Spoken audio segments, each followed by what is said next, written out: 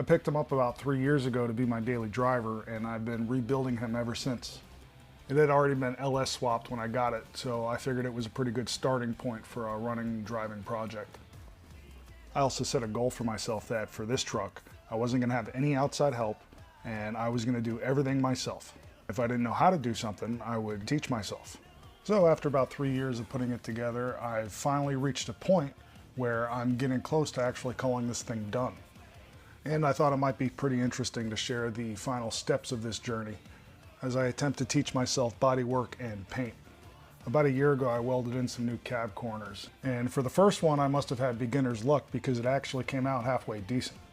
The second one, however, was pretty sad and droopy, so that's what we're going to attempt to fix today. I'm going to start by removing the bed, and I thought about calling a friend to help me lift it, but then I remembered I didn't have any friends.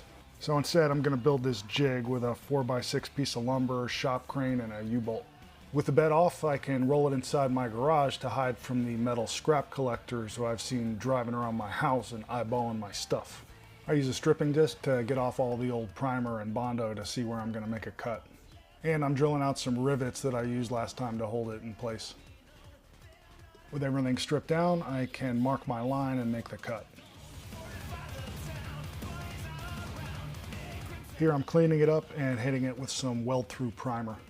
Mock up the spacing of the new cab corner and start getting ready to make the transplant.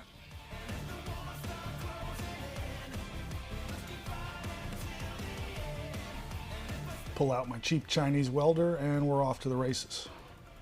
I realize welding is a perishable skill and I always have to spend an hour on YouTube beforehand to try to remember how to use it.